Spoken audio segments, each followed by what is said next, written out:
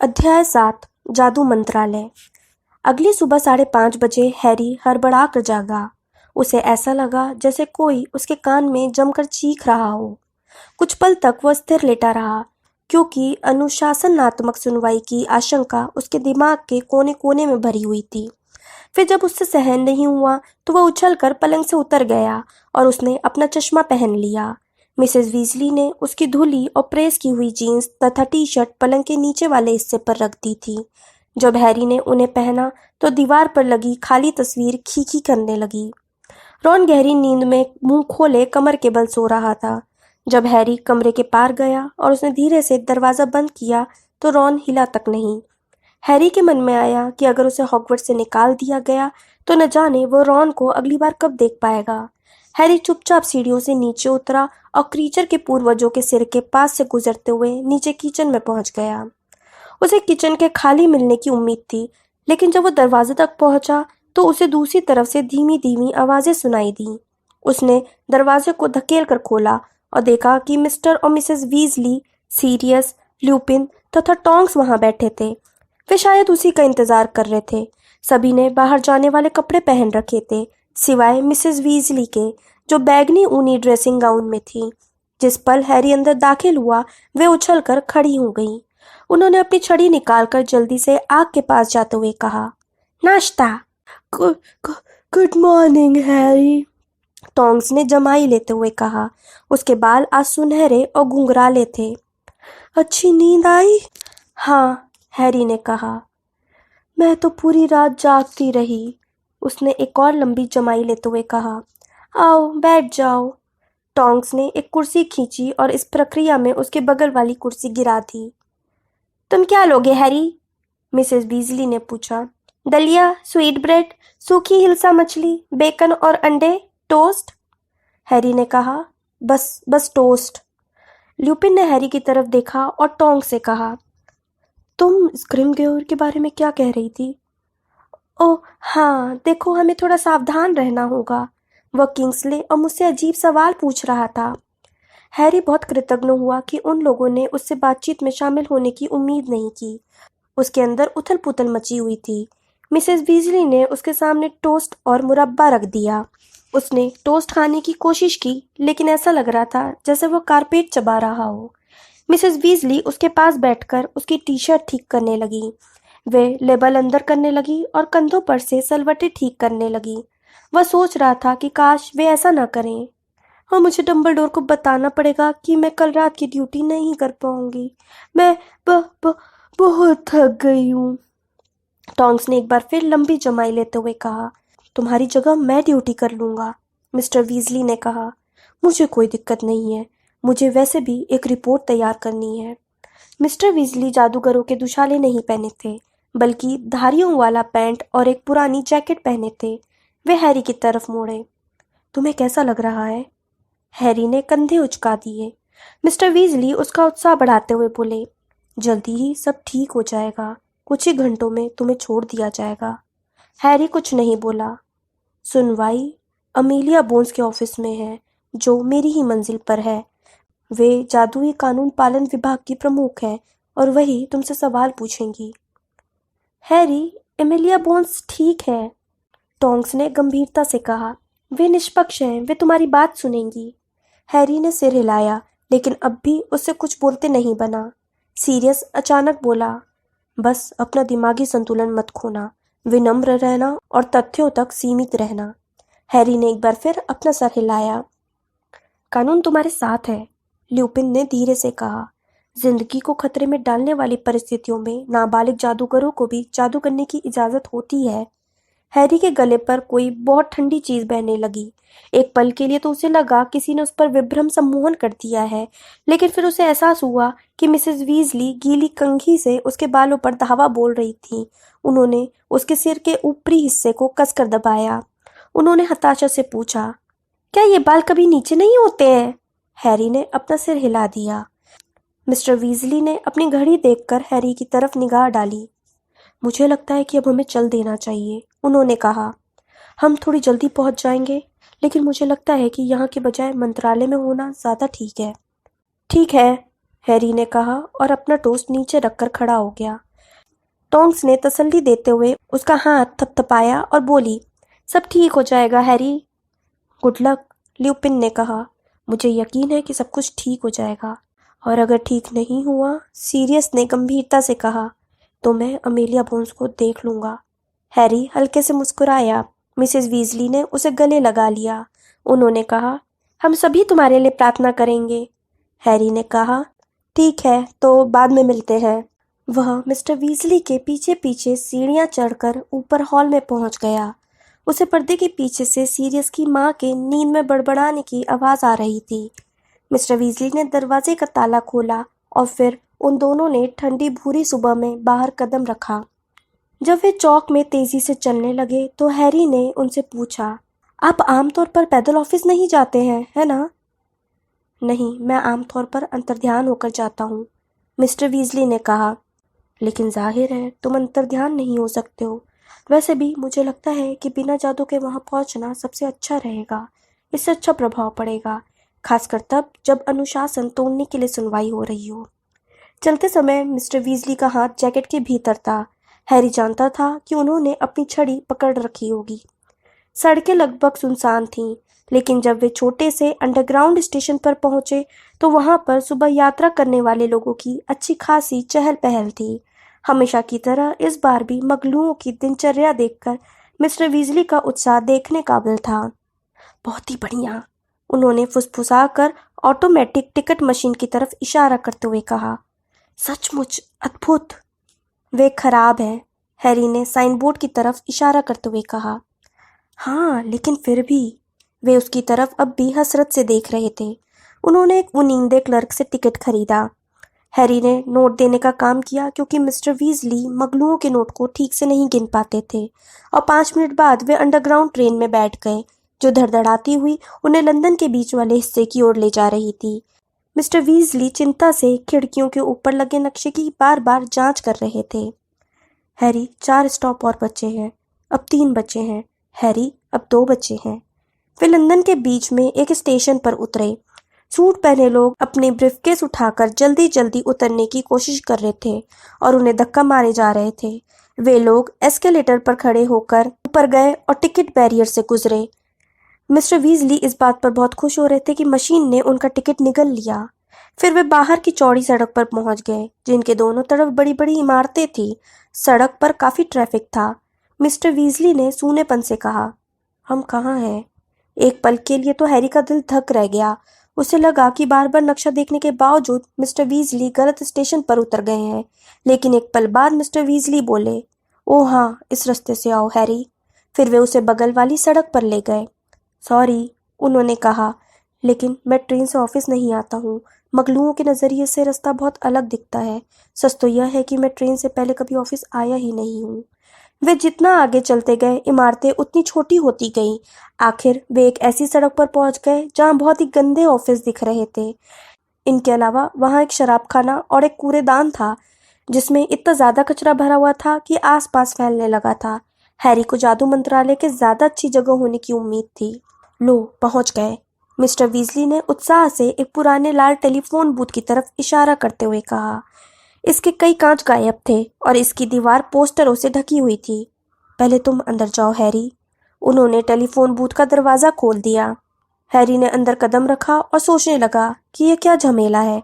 Mister Weasley भी सिकुड़कर Harry के पास आकर खड़े हो गए और उन्होंने दरवाजा बंद कर दिया। वे ठसाठस खड़े थे। हैरी टेलीफोन से टकरा रहा था जो दीवार पर इस तरह से टंगा था जैसे किसी उपद्रवी ने उसे खींचकर उखाड़ने की कोशिश की हो। मिस्टर वीजली ने हैरी के पास से हाथ बढ़ाकर रिसीवर उठा लिया। हैरी ने कहा, मिस्टर वीजली, मुझे लगता है यह खराब है। नहीं नहीं, मुझे पता है, यह ठीक है। मिस्टर वीजली ने रिसीवर को अपने सिर के ऊपर उठाया और डायल की तरफ घूरा। देखो, 6। उन्होंने नंबर डायल किए, 2 4, दूसरा 4 और फिर 2। जब डायल घूमकर दोबारा जगह पर आ गया तो टेलीफोन बूथ में एक महिला की आवाज आई। यह आवाज मिस्टर वीजली के हाथ के रिसीवर में से नहीं आ रही थी, बल्कि इतनी तेज आ रही थी जैसे कोई अदृश्य महिला उनके पास ही खड़ी होकर बोल रही हो। जादू मंत्रालय में आपका स्वागत है। कृपया अपना नाम और काम बताएं। और मिस्टर वीजली ने कहा, जो यह तय नहीं कर पा रहे थे कि उन्हें रिसीवर में बोलना चाहिए या नहीं। बाद में उन्होंने माउथपीस को कान में लगाते हुए कहा, मगलू वस्तु दुरुपयोग विभाग का आर्थर वीजली हैरी पॉटर के साथ यहाँ आया है, जिसे अनुशासनात्मक सुनवाई में उपस्थित होना है। धन्यवाद, महिला की शांत आवाज आई। आगंतुक कृपया बैज उठाकर अपने दुशाले के सामने लगा लें। एक क्लिक की आवाज आई और हैरी ने देखा कि जिस जगह पे आमतौर पर सिक्के वापस आते थे, उस जगह पर कोई चीज टकराई। उसने वो चीज उठा ली। वह एक चौकोर सफेद बैज था जिस पर लिखा था हैरी पॉटर अनुशासनात्मक सुनवाई। उसने बैज अपनी टी शर्ट के सामने पिन से लगा लिया। फिर उसी महिला की आवाज दोबारा आई, मंत्रालय में आने वाले आगंतुक, सुरक्षा डेस्क पर आपकी तलाशी ली जाएगी और आपकी छड़ी का रजिस्ट्रेशन होगा। सुरक्षा डेस्क प्रवेश द्वार के दूसरे वाले छोर पर है। टेलीफोन बूथ का फर्श हिलने लगा और वो धीरे धीरे जमीन से उतरने लगे। हैरी ने घबरा कर देखा कि टेलीफोन बूथ की कांच की खिड़की के पार फुटपाथ ऊपर उठता हुआ दिख रहा था। कुछ ही देर में उनके सिरों के ऊपर अंधेरा हो गया और उसे दिखाई देना बंद हो गया। टेलीफोन बूथ के नीचे उतरते समय उसे बस एक हल्की सी घरघराती आवाज सुनाई दे रही थी। लगभग 1 मिनट बाद, हालांकि हैरी को यह ज्यादा लंबा समय लगा, उसके पैर पर एक सुनहरी रोशनी पड़ी जो धीरे धीरे चौड़ी हुई और कुछ समय बाद उसकी आंखों तक आ गई। आंखों में पानी ना आए इसके लिए उसे पलकें झपकानी पड़ी।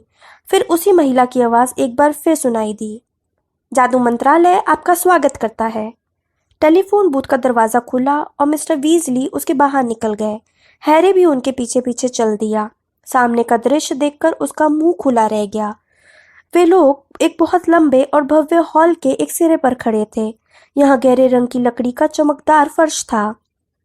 मोर के पंखों जैसी नीली छत पर चमकते हुए सुनहरे प्रतीक लगे थे जो किसी बड़े आकाशीय नोटिस बोर्ड की तरह हिल रहे थे और बदलते रहते थे। दोनों तरफ की दीवारों पर गहरे रंग की लकड़ी के पटिये लगे थे और कई मुलम्मेदार अंगीठियां बनी हुई थी। हर कुछ पल बाद कोई जादूगरनी या जादूगर शाय की आवाज के साथ बाएं हाथ की तरफ बनी किसी अंगीठी से प्रकट होता था। दाईं हाथ की तरफ वाली अंगीठियों के सामने जाने वाले लोगों की छोटी छोटी कतारें लगी थीं। हॉल में आधी दूरी पर एक फव्वारा था। उसमें सोने की मूर्तियां लगी थी जो इंसानों से बड़े आकार की थीं। ये मूर्तियां एक गोलाकार कुंड के बीच में खड़ी थीं। सबसे लंबी मूर्ति एक कुलीन जादूगर की थी जिसने अपनी छड़ी हवा में उठा रखी थी। उसके आसपास एक सुंदर जादूगरनी, एक सेंटौर, एक पिशाच और एक घरेलू जिन खड़े थे। आखिरी की 3 मूर्तियां जादूगर और जादूगरनियों को तारीफ भरी नजरें से देख रही थी। जादूगर और जादूगरनी की छड़ियों से पानी की धाराएं निकल रही थीं। इसी तरह सेंटौर के तीर के सिरे, पिशाच के हेड की नोक और घरेलू जिन के दोनों कानों से पानी की धाराएं निकल रही थीं। अंतर्ध्यान होते लोगों की कड़ाक की आवाजों और आते जाते सैकड़ों जादूगरों व जादूगरनियों के चलने की आवाजों के साथ ही पानी गिरने की आवाज भी आ रही थी। ज्यादातर जादूगरों के चेहरे पर सुबह रहने वाला उदास भाव था और वे हॉल के सिरे पर लगे सुनहरे दरवाजों की तरफ जा रहे थे। इस तरफ, मिस्टर वीजली ने कहा। वे भीड़ में शामिल हो गए और मंत्रालय के कर्मचारियों के बीच से होकर चलने लगे। कुछ कर्मचारी चंपत्रों का ढेर उठाकर चल रहे थे, कुछ पुराने ब्रीफकेस लेकर चल रहे थे और कुछ चलते चलते दैनिक जादूगर पढ़ रहे थे। फव्वारे के पास से गुजरते समय हैरी ने देखा कि कुंड की तली में कुछ चांदी के सिक्कल और कांसे के नट चमक रहे थे। पास लगे एक छोटे साइन बोर्ड पर लिखा था, इस फव्वारे में जादूगर भाई बहनों द्वारा डाले गए सभी सिक्के सेंट मंगोस जादुई रोग एवं दुर्घटना अस्पताल को दान में दिए जाएंगे। हैरी ने हताशा में सोचा, अगर मुझे हॉगवर्ट्स से नहीं निकाला गया तो मैं इसमें 10 गैलियन डालूंगा। इधर चलो हैरी, मिस्टर वीजली ने कहा। इसके बाद वे सुनहरे दरवाजों की तरफ जाने वाले मंत्रालय के कर्मचारियों की भीड़ से निकलकर बाईं तरफ चल दिए, जहां एक साइन बोर्ड लगा था, सुरक्षा डेस्क। इसके नीचे मोर जैसे रंग के नीले दुशाले में एक जादूगर बैठा था जिसकी दाढ़ी ठीक से नहीं बनी थी। उनके पास जाने पर उसने ऊपर देखा और अपना दैनिक जादूगर अखबार नीचे रख दिया। मिस्टर वीजली ने हैरी की तरफ इशारा करते हुए कहा, मेरे साथ एक आगंतुक आया है। जादूगर ने बोरियत भरी आवाज में कहा, इधर आओ। जैसे ही हैरी उसके करीब पहुंचा, जादूगर ने एक लंबा सुनहरा यंत्र निकाला जो किसी कार के एरियल की तरह पतला और लचीला था। उसने इसे हैरी के सामने और पीछे हवा में फेरा। छड़ी। सुरक्षा प्रभारी जादूगर ने अपने सुनहरे यंत्र को नीचे रखते हुए हैरी से कहा और अपना हाथ आगे बढ़ा दिया। हैरी ने अपनी छड़ी उसे दे दी। जादूगर ने उसे एक अजीब से कांसे के यंत्र पर रखा जो तराजू जैसा दिख रहा था, लेकिन उसमें एक ही पल रहा था। यह हिलने लगा। चमपत्र की एक छोटी पर्ची नीचे के छेद से तेजी से बाहर निकली। जादूगर ने उसे फाड़कर उस पर लिखे शब्द पढ़े। 11 इंच माया पंछी के पंख की 4 साल से इस्तेमाल हो रही है, ठीक है? हाँ, हैरी ने घबराते हुए कहा। मैं इसका रिकॉर्ड रख लेता हूँ। जादूगर ने चमपत्र की पर्ची को कांसे के एक छोटे से तार में फंसाते हुए कहा। फिर उसने हैरी को छड़ी देते हुए कहा, अपनी छड़ी वापस ले लो। धन्यवाद। जरा ठहरो, जादूगर ने धीरे से कहा। उसकी आंखें हैरी के आगंतुक वाले सफेद बैज पर पड़ी और फिर उसके माथे पर पहुंच गई। धन्यवाद एरिक, मिस्टर वीजली ने थोड़े सख्त लहजे में कहा और हैरी का कंधा पकड़कर उसे वहां से दूर ले गए। अब वे उन जादूगरनियों और जादूगरों के रेले की तरफ जा रहे थे जो सुनहरे दरवाजे की ओर जा रहे थे। भीड़ की धक्का मुक्की के बीच हैरी मिस्टर वीजली के पीछे पीछे दरवाजे से बाहर निकलकर एक छोटे हॉल में पहुंचा। वहां सुनहरी ग्रिल के पीछे कम से कम 20 लिफ्ट थीं। हैरी और मिस्टर वीजली उनमें से एक के पीछे लगी लाइन में खड़े हो गए। पास ही में लंबी दाढ़ी वाला एक जादूगर खड़ा था, जिसके हाथ में एक बड़ा कार्डबोर्ड बॉक्स था और उसमें से खड़खड़ की तेज आवाजें आ रही थी। उस जादूगर ने मिस्टर वीजली का अभिवादन करते हुए पूछा, सब कुछ ठीक है आर्थर? मिस्टर वीजली ने बॉक्स की तरफ देखते हुए उससे पूछा। बॉब, उसमें क्या है? हमें पक्का पता नहीं है, जादूगर ने गंभीरता से कहा। हमने उसे मुर्गा समझा था, लेकिन वो तो आग उगलने लगा। गैर कानूनी संकर प्रजाति का मामला लगता है। यह प्रयोगशील प्रजनन का प्रतिबंध का गंभीर उल्लंघन है। एक जोरदार धमाके और खड़खड़ की आवाज के साथ एक लिफ्ट उनके सामने उतरी। सुनहरी ग्रिल सरकी और बाकी लोगों के साथ हैरी तथा मिस्टर वीजली भी लिफ्ट में दाखिल हो गए। हैरी पीछे की दीवार से चिपक कर खड़ा हो गया। कई जादूगर और जादूगरनियां उसकी तरफ कौतूहल से देखने लगे। वो किसी से नजरें नहीं मिलाना चाहता था, इसलिए वो अपने पैरों की तरफ घूरता रहा और माथे के निशान को छिपाने के लिए अपनी लट को नीचे करता रहा। ग्रिल धमाके के साथ बंद हो गई और लिफ्ट धीरे धीरे ऊपर चढ़ने लगी। फिर एक महिला की आवाज सुनाई दी। यह वही आवाज थी जो हैरी ने टेलीफोन बूथ में सुनी थी। 7वां गलियारा जादुई खेल विभाग, जिसमें ब्रिटिश और आयरिश क्विडिच लीग मुख्यालय, ऑफिशियल गॉबस्टोन क्लब और बेतु का पेटेंट्स ऑफिस है। जैसे ही लिफ्ट का दरवाजा खुला, हैरी को एक गंदा सा गलियारा दिखा, जिसकी दीवारों पर क्विडिच टीमों के कई पोस्टर लगे थे। लिफ्ट में से एक बड़ा जादूगर बड़ी मुश्किल से बाहर निकल पाया, क्योंकि उसने बहुत सारी जादुई झाड़ुएं उठा रखी थी। उसके बाहर निकलते ही दरवाजा बंद हो गया और लिफ्ट एक बार फिर ऊपर जाने लगी। महिला की आवाज ने घोषणा की, 6ठा गलियारा जादुई आवागमन विभाग, जिसमें छू नेटवर्क प्राधिकरण, झाड़ू नियामक नियंत्रण, आवागमन कुंजी दफ्तर और अंतर ध्यान प्रशिक्षण केंद्र है।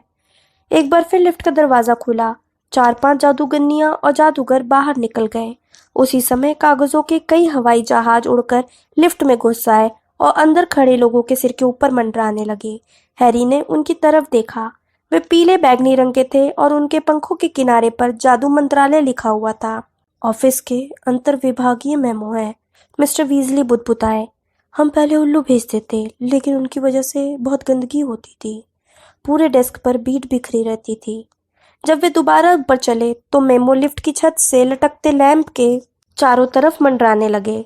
5वां गलियारा अंतर्राष्ट्रीय जादुई सौहार्द विभाग, जिसमें अंतर्राष्ट्रीय जादुई व्यापार मान संस्था, अंतर्राष्ट्रीय जादूगर कानून विभाग और अंतर्राष्ट्रीय जादूगर महासंघ का ब्रिटिश कार्यालय है।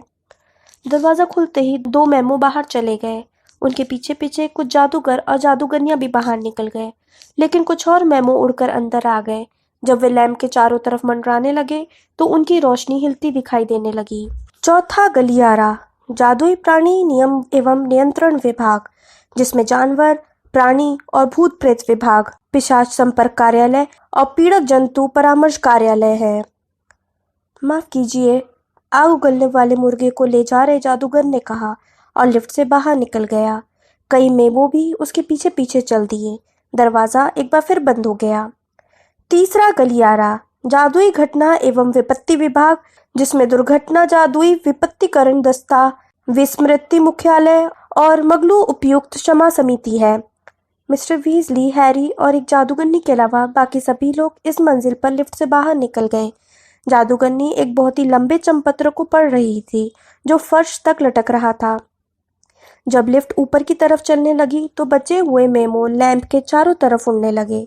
एक बार फिर दरवाजा खुला और आवाज ने घोषणा की, दूसरा गलियारा जादुई कानून पालन विभाग, जिसमें जादू का अनुचित प्रयोग विभाग, ऑरर मुख्यालय और जादुई न्याय सभा प्रशासनिक सेवाएं हैं। मिस्टर वीजली ने कहा, हमें यहीं उतरना है हैरी। वे उस जादूगरनी के पीछे पीछे लिफ्ट से उतर गए और दरवाजों की कतार वाले एक गलियारे में पहुंच गए। मिस्टर वीजली बोले, मेरा ऑफिस इसी मंजिल की दूसरी तरफ है। जब वे एक खिड़की के पास से गुजरे जिसमें से धूप आ रही थी तो हैरी ने पूछा, मिस्टर वीजली, क्या हम अब भी जमीन के नीचे हैं? हाँ, मिस्टर वीजली ने कहा, ये खिड़कियां जादुई हैं। जादुई रख रखाव विभाग हर दिन यह निर्णय लेता है कि हमें कैसा मौसम दिखाया जाए। जब वे अपनी तनख्वाह बढ़वाने की कोशिश कर रहे थे तो हमें 2 महीने तक तूफानी मौसम झेलना पड़ा था। यहाँ से मुड़ जाओ हैरी। वे एक मोड़ पर मुड़ गए। फिर वे बलूत के भारी दरवाजे से गुजरे और एक खाली जगह पर पहुंचे जो केबिनों में बटी थी, जहां से बातों और हंसी की आवाजें आ रही थी। मेमो छोटे रॉकेटों की तरह अंदर बाहर उड़ रहे थे। सबसे पास वाले केबिन पर लिखा था, ऑरर मुख्यालय। जब वे उस केबिन के पास से गुजरे तो हैरी ने चुपके से दरवाजे के अंदर झांका। ऑरर ने अपने केबिनों की दीवारों पर बहुत कुछ चिपका रखा था। वहां अपराधी जादूगरों की तस्वीरें, ऑरर्स के परिवारों की तस्वीरें, ऑरर की प्री क्विडिश टीमों के पोस्टर और दैनिक जादूगर के लेख लगे हुए थे। लाल दुशाले वाले एक जादूगर की पोनीटेल तो बिल से भी लंबी थी। वो अपने जूते डेस्क पर रखकर बैठा हुआ था और बोल रहा था। उसकी पंखों वाली कलम अपने आप रिपोर्ट लिख रही थी। थोड़ी दूरी पर एक जादूगरनी थी जिसकी एक आंख पर एक फाहा लगा हुआ था और वो अपने केबिन की दीवार के ऊपर से किंग्सले शेकल बोर्ड से बतिया रही थी। जब वे पास पहुंचे तो किंग्सले ने समान अंदाज में कहा, गुड मॉर्निंग वीजली, मुझे तुमसे एक बात करनी है। क्या तुम्हारे पास 1 सेकेंड का समय है? हाँ, अगर बात सचमुच 1 सेकंड में ही पूरी हो जाए, मिस्टर वीजली ने कहा। मैं बहुत जल्दी में हूँ। वे दोनों इस तरह बातें कर रहे थे जैसे वे एक दूसरे को अच्छी तरह से जानते ही ना हों। जब हैरी ने किंग्सले से हेलो करने के लिए अपना मुंह खोला तो मिस्टर वीजली ने उसके पैर पर अपना पैर रख दिया। वे किंग्सले के पीछे पीछे चले और आखिरी केबिन में पहुंच गए। वहां पहुंचकर हैरी को थोड़ा सदमा लगा। हर तरफ सीरियस का चेहरा लगा था और उसकी तरफ झांक रहा था। अखबारों के लेख और पुरानी तस्वीरें, पॉटर दंपत्ति की शादी में सीरियस के बेस्टमैन की तस्वीर भी दीवारों पर लगी हुई थी। सिर्फ एक ही जगह पर सीरियस नहीं था, वह दुनिया का एक नक्शा था जिसमें छोटी छोटी लाल पिनें रत्नों की तरह चमक रही थी। यह लो, किंग्सले ने मिस्टर वीजली के हाथ में एक चमपत्रों का ढेर थमाते हुए कहा, मुझे पिछले 12 महीने में उड़ने वाले मगलू वाहनों के बारे में ज़्यादा से ज़्यादा जानकारी चाहिए। हमें खबर मिली है कि शायद ब्लैक अपनी पुरानी मोटरसाइकिल का इस्तेमाल कर रहा है। किंग्सले ने हैरी की तरफ जमकर आंख मारी और फिर धीरे से फुसफुसा कर कहा, उसे पत्रिका दे देना, उसे ये दिलचस्प लगेगी। फिर उसने सामान्य लहजे में कहा, और वीजली, ज़्यादा देर मत लगाना। हथियारों वाली रिपोर्ट में देरी होने के कारण हमारी जांच 1 महीने तक रुकी रही थी। अगर तुमने मेरी रिपोर्ट पढ़ी होती तो तुम्हें पता होना चाहिए था कि उन्हें हथियार नहीं बल्कि हथियार कहते हैं, मिस्टर वीजली ने कहा। और मुझे लगता है कि तुम्हें मोटरसाइकिलों की जानकारी के लिए थोड़ा इंतज़ार करना पड़ेगा। हम इस समय बहुत व्यस्त हैं। उन्होंने अपनी आवाज़ दबाकर कहा, अगर तुम 7 बजे से पहले निकल सको तो मौली आज मीट के कोफ्ते बना रही है। उन्होंने हैरी को इशारा किया और उसे किंग्सले के केबिन से बाहर ले गए। वे बलूत की लकड़ी के एक और दरवाजे से होकर दूसरे गलियारे में पहुंचे। वहां जाकर वे बाईं ओर मुड़े, एक और गलियारे में गए, फिर दाईं तरफ मुड़कर एक कम रोशनी वाले गंदे से गलियारे में पहुंच गए और आखिर में दीवार के सामने रुक गए। वहां बाईं तरफ एक दरवाजा थोड़ा सा खुला था। अंदर झाड़ू की अलमारी दिख रही थी और दाहिनी तरफ एक दरवाजे पर कांसे की गंदी सी तख्ती लगी थी जिस पर लिखा था, मगलू वस्तु दुरुपयोग विभाग। मिस्टर वीजली का गंदा ऑफिस झाड़ू की अलमारी से भी थोड़ा छोटा दिख रहा था। उसके भीतर 2 डेस्कें ठूस दी गई थीं। डेस्कों के आसपास चलने की जगह नहीं थी क्योंकि फाइल रखने वाली बहुत सारी अलमारियां दीवार से टिकी हुई थीं, जिन पर फाइलों के ढेर लगे हुए थे। दीवार की बची कुची जगह मिस्टर वीजली की दीवानगी का सबूत दे रही थी। वहां कारों के कई पोस्टर लगे थे, जिनमें से एक खुले हुए इंजन का था। दो पोस्टर बॉक्सों की तस्वीरें थीं, जो उन्होंने मगलू बच्चों की किताबों से काटी होंगी, और एक चित्र था जिसमें प्लग के तार लगाने का तरीका बताया गया था। मिस्टर वीजली की टेबल पर लबालब भरी इन ट्रे में सबसे ऊपर एक पुराना टोस्टर रखा था, जो हिचकियां ले रहा था। इसके अलावा वहां एक चमड़े के दस्ताने रखे हुए थे, जो अपने अंगूठे हिला रहे थे। इन ट्रे के पास वीजली परिवार की एक तस्वीर रखी थी। हैरी ने देखा कि पर्सी इसमें से बाहर चला गया था। यहाँ खिड़की नहीं है, मिस्टर वीजली ने माफी मांगने वाले अंदाज में कहा और अपनी जैकेट उतारकर कुर्सी पर टांग ली। हमने मांग की थी, लेकिन उन्हें लगा कि हमें इसकी जरूरत नहीं है। बैठ जाओ हैरी, ऐसा लगता है पर्किंस अभी तक नहीं आया है। हैरी पर्किंस की डेस्क के पीछे वाले कुर्सी में मुश्किल से सिकुड़ कर बैठा। मिस्टर वीजली चंपत्रों के उस ढेर को सरसरी तौर पर देखते रहे जो किंग्सले शेकलबोल्ट ने उन्हें दिया था। ओह, उन्होंने मुस्कुराते हुए कहा। अब उन्होंने ढेर के बीच से द क्लिम्बर नाम की पत्रिका निकाली। हाँ, उन्होंने इसे उलट पलट कर देखा। हाँ, उसकी बात सही है। मुझे लगता है, मुझे यकीन है कि सीरियस को ये बहुत दिलचस्प लगेगी। हे भगवान, अब यह क्या है? खुले दरवाजे से एक मेमो उड़कर अंदर आया और हिचकियां ले रहे टोस्टर के ऊपर गिर गया। मिस्टर वीजली ने उसे खोलकर जोर से पढ़ा। बेथनॉल ग्रीन में तीसरा सार्वजनिक निष्कासन टॉयलेट पाया गया है। कृपया तत्काल जांच करें। यह तो मूर्खतापूर्ण होता जा रहा है। निष्कासन टॉयलेट मगलू विरोधी मस्खरी है, मिस्टर वीजली ने त्योरियां चढ़ाकर कहा। पिछले हफ्ते हमें 2 टॉयलेट मिल चुके हैं, एक विंबलडन में, एक एलिफेंट एंड कैसल में। मगलू जब फ्लश खींचते हैं तो मलबा गायब होने की बजाय बाहर निकल आता है। खैर, तुम कल्पना कर सकते हो कि क्या हाल होता होगा। बेचारे मगलू उन लोगों को बुलाते हैं जिनका नाम शायद हल वाले हैं, वे लोग जो पाइप वगैरह ठीक करते हैं। नल वाले, हाँ वही। जाहिर है वे कुछ नहीं कर पाते। मुझे उम्मीद है कि जो भी ये काम कर रहा है हम उसे पकड़ लेंगे। क्या उन्हें ऑरर्स पकड़ेंगे? अरे नहीं नहीं, यह ऑरर जितना बड़ा काम नहीं है। ये तो साधारण जादुई कानून पालन दस्ते का काम है। ओ हैरी, ये लो, पर्किंस भी आ गया। झुकी कमर वाला एक संकोची बूढ़ा जादूगर हाँफता हुआ अंदर आया, जिसके बाल सफेद थे। ओह आर्थर, उसने हताशा से हैरी की तरफ देखे बिना कहा। शुक्र है तुम मिल गए। मैं नहीं जानता था कि क्या करूं, यहीं पर तुम्हारा इंतजार करूं या न करूं। मैंने तुम्हारे घर पर अभी अभी उल्लू भेजा है, लेकिन यह तुम्हें नहीं मिल पाया होगा। अभी 10 मिनट पहले एक बहुत महत्वपूर्ण संदेश आया था, मिस्टर वीजली ने कहा।